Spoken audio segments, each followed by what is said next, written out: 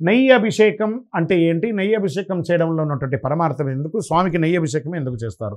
నెయ్యి వచ్చి స్వామివారు చిన్ముద్ర రూపంలో ఒక ఆసనంలో కూర్చొని ఉంటారు. తన యొక్క మెడిమల్ని పృష్ఠభాగానికి ఆనుకొని ఉండేటట్టుగా ఈ యొక్క యోగాలో ఒక అద్భుతమైనటువంటి ఒక యోగాసనం అనమాట అది. ఈ యొక్క ఆసనం ఇది మనం కూడా కూర్చొని లేస్తే శరీరం వేడి ఎక్కిపోయి ఉంటుంది. మనం కూర్చున్న స్థలాన్ని చూస్తే వేడిగా ఉంటుంది.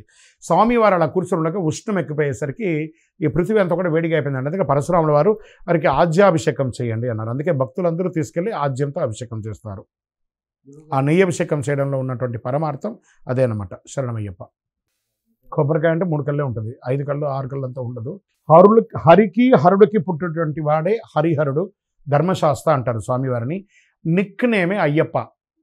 శివయ్యకు వెంకటప్పకు పుట్టారు కాబట్టి నా అయ్యప్ప అని అన్నారు. కానీ స్వామివారి ఒరిజినల్ పేరు ధర్మశాస్త్ర, కాళశాస్త్ర, వీరశాస్త్ర, క్షిప్రశాస్త్ర, భూశాస్త్ర, ఆకాశశాస్త్ర, కళ్యాణభరత శాస్త్ర, జగన్మోహన సుందర శాస్త్ర, సుందర పాండిత శాస్త్ర, లక్ష్మీ శాస్త్ర అని స్వామివారికి 18 అవతారాలు ఉన్నాయి. ఈ అవతారాలన్నింటినీ బ్రహ్మశ్రీ డాక్టర్ చంద్రమౌళి గురుస్వామి గారు ఇప్పుడు కలిలో తిరుపతి క్షేత్రంలో జీవలింగేశ్వర స్వామి సన్నిధానం జీవకోణ అనే ఒక ప్రాంతంలో కట్టారు. సమాజానికి అంకితం ఇచ్చారు. వచ్చి దర్శనం చేసుకోండి. అలనాడు పరశురాముల వారు కేరళ రాష్ట్రంలో ప్రతిష్ఠించారు. చాలా వరకు అవన్నీ కూడా కాలగర్భంలో గెలిపోయింది. కొన్ని అవశేషాలు మిగిలినాయి. వాటన్నిటిని తిరుపతిలో బ్రహ్మశ్రీ డాక్టర్ చంద్రమౌళి గురుస్వామి గారు నిర్మించారు. అయ్యకు అప్పకు పుట్టాడు కాబట్టి అయ్యప్ప. ఆయన పేరు శాస్త. శాస్త అంటే శాసించువారు. దానికి ప్రమాణం ఏమైనా ఉందా అంటే వేద ప్రమాణం ఉంది. ధాతా విధాత పరమోద సందక్ ప్రజాపతి పరమేష్ఠి విరాజా స్తోమా చందాగం చనిహిదోమాహురై తస్మై రాష్ట్రమభిసన్నమామ అభ్యావర్తత్వమేత శాకమైగం శాస్త్రాధిపతివస్తు అని చెప్పబడింది. మళ్ళీ కలిలో కూడా దీనికి ఏమైనా ప్రమాణం ఉందా అంటే భీష్ముల వారు ద్వాపరయుగమై కలియుగం రాబోతుందంటే నేను ఉత్తరాయణ కాలంలోనే చనిపోతాను అని చెప్పి భీష్ముల వారు అంబుసైన మీద పడుకొని ఉండగా విష్ణు సహస్రనామాన్ని సమాజానికి ఇచ్చారు. అందులో 22వ శ్లోకంలో 2వ పంక్తిలో ఏం చెప్పారు? అజో దుర్మర్శన శాస్త విశ్రుదాత్మా సురారిహ. ధర్మాన్ని శాసించడానికి పుట్టినటువంటి వాడు ధర్మశాస్త్ర ఈ కలిలో వస్తున్నాడు. కోరిన వారికి కొంగు బంగారంగా ఉంటాడని చెప్పారు. ఆయనని ధర్మశాస్త్ర అయ్యప్ప. శరణమయ్యప్ప. శబరిమలై మెట్లు ఎక్కగానే ఈ మండపం దగ్గర తత్వమసి అని రాసి ఉంటుంది. తత్వమసి అంటే ఏంటి? తత్ త్వం అసి.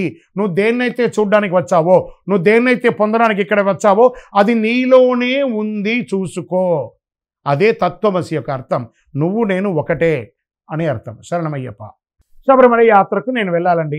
మరి నేను ఈ తెలంగాణ నుంచో ఆంధ్ర నుంచో ఇంకో చోట నుంచో నేను శబరిమలకి ఘోర కీకారణ్యంలోకి ఆ టైగర్ ఫారెస్ట్లోకి రిజర్వ్ ఫారెస్ట్లోకి వెళ్తున్నాను. నా దగ్గర ఏమైనా వస్తువులు ఏమైనా ఉంచుకోవాలా?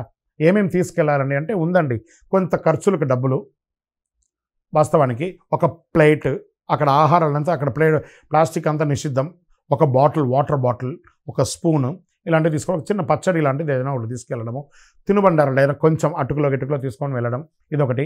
అండర్ ఆర్మ్స్లో అంతా కూడా ఫంగల్ ఇన్ఫెక్షన్ వస్తుంది. ఎక్కడ పడితే అక్కడ స్నానాలు అవి చేస్తుంటాం కాబట్టి ఈ యొక్క అండర్ ఆర్మ్స్లో ఏది రాకుండా డాక్టర్ చెప్పిన క్రీమ్స్ కానీ పౌడర్ కానీ తీసుకొని వెళ్ళడము, ఇవన్నీ చేయడం చాలా ముఖ్యం.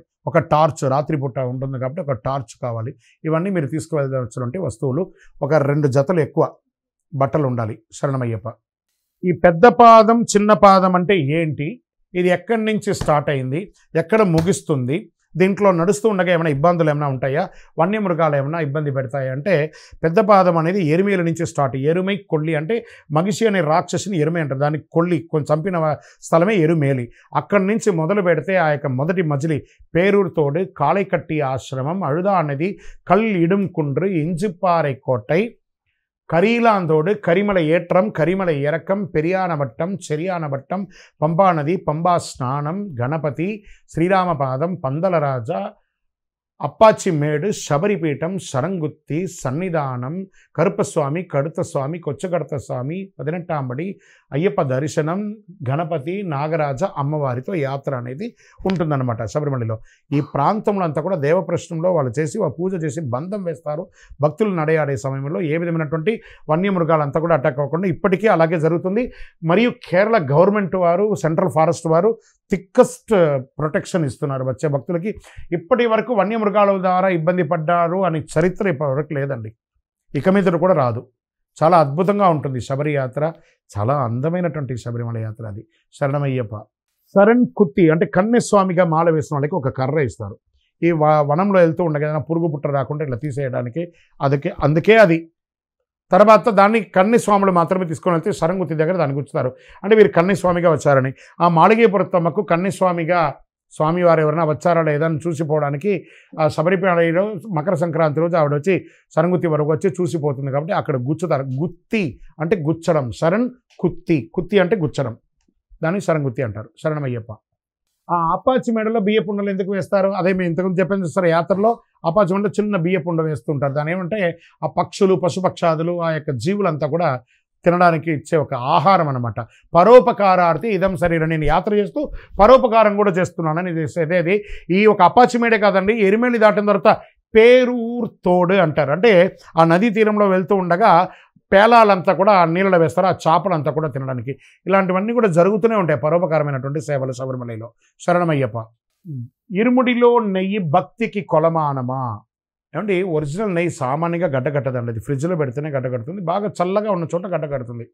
మనం ఇలా చెయ్యి పెట్టుకొని చూడండి, వేడిగా ఉంటుంది. ఒక 10 నిమిషాలు పెట్టుకుంటేనే వేడిగా ఉంటుంది. 48 గంటలు 48 మైళ్ళు ఈ ఇరుముడి నెత్తి మీద పెట్టుకొని మనం వనయాత్ర చేస్తూ ఉండగా ఈ యొక్క తల యొక్క ఉష్ణమంతా ఇరుముడికే కదా వస్తుంది. ఆ ఇరుముడిలో ఉన్న కొబ్బరికాయ కరుగుతుందా లేకపోతే గడ్డగడుతుందా? చాలా బాగా వ్రతం చేసి ఉంటారు వారి. నెయ్యి కరిగిపోయి ఉంటుంది. అయ్యో, నా వ్రతం చెడిపోయింది. మీ భక్తి అది టెక్నికల్ గీ, మీరు బయట కొనుక్కొని వచ్చిన గీ అది. మీ భక్తే. మీ భక్తి వలనే నెయ్యి గడ్డగడుతుంది అనేది భక్తికి లింక్ వేయకండి, తప్పు. ఇరుముడి గడ్డగడితేంది, గడ్డగట్టకపోతే ఉంది. మీరు తెచ్చిన నెయ్యి గర్భాలయంలోకి వెళ్ళిందా లేదా? మీరు తెచ్చింది గర్భాలయంలోకి వెళ్ళకపోతే మీరు భక్తిగా లేరని అర్థం. స్వామివారికి అభిషేకం అయింది కదా.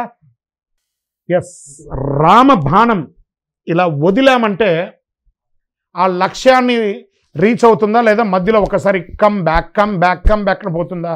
అలాగే ఒకే ఒక లక్ష్యం శబరిమల, ఒకే ఒక మోహం దివ్య దర్శనం, ఒకే ఒక మార్గం పదునెటాంబడి, ఒకే ఒక మంత్రం శరణమయ్యప్ప.